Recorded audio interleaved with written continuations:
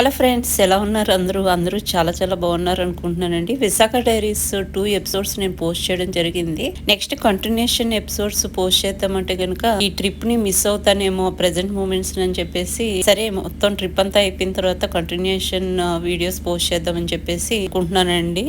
అయితే ఈ రోజు మాది 31st వెడ్డింగ్ యానివర్సరీ అనమాట.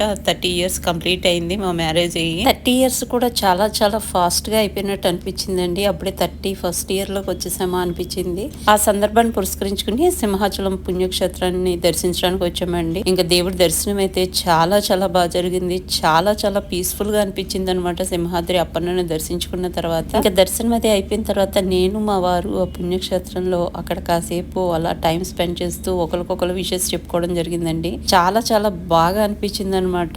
దేవుడిని దర్శించుకోవడం, దేవుడి సన్నిధిలో కాసేపు గత స్మృతులు నెమరేసుకోవడం చాలా బాగా అనిపించింది. నేను ఇంతకు ముందు చెప్పినట్టుగా నేను ట్రిప్ అయిపోయిన తర్వాత వైజాగ్ లో ఎలా స్పెండ్ చేసామనేది మొత్తం అన్ని ఎపిసోడ్స్ ని పోస్ట్ చేస్తానండి. మళ్ళీ కలుస్తాం మిమ్మల్ని.